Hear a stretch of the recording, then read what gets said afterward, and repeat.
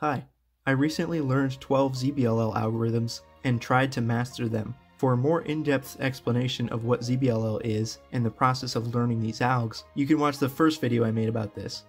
Or not. Anyways, by the end of this video, I had learned the algs and was able to recognize them from every possible AUF, but my recognition method for many cases was inefficient because I was translating the case into a series of letters as an intermediate recognition step. Also, for many of the cases, I had not yet learned how to predict the AUF that comes after doing the algorithm. These are the factors that contributed to my final mean of 200, which was 5.04. After that, I did a mean of 200 every day for the next 6 days, and it got down to 3.93 on this day. On March 6th, I did a session where I completely stopped using the recognition system involving letters and instead tried to learn how to recognize the cases without referring to my memorized sequences of letters. If I got a case I didn't know, I would look at the AUF where I could recognize the case and then think of a way to remember how to recognize it from the other AUF.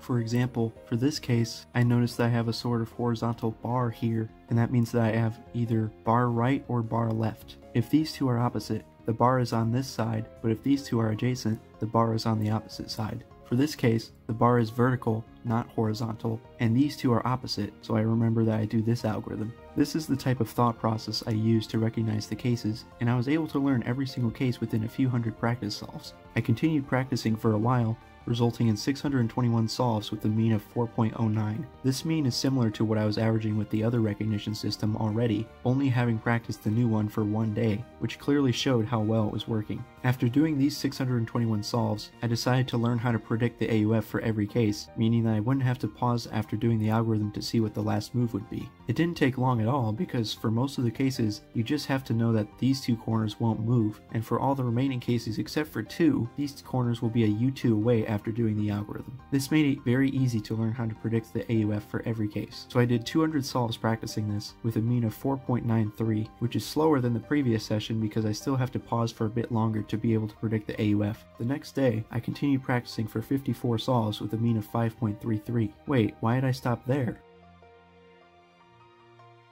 Yep, I decided to give up on being able to recognize the cases from all 4 AUFs. Why? Let me show you something. Here's a 4.27 solve from T-Mone.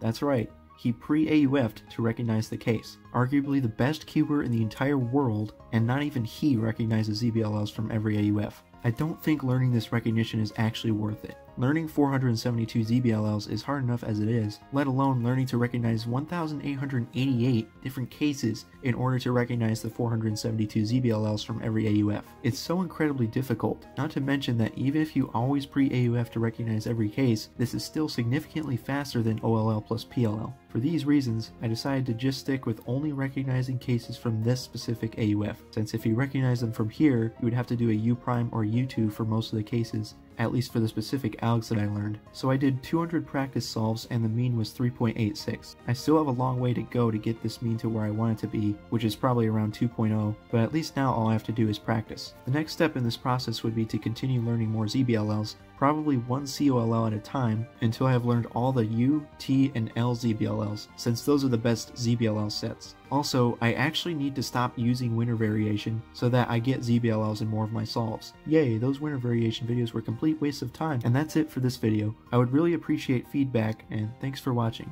Goodbye.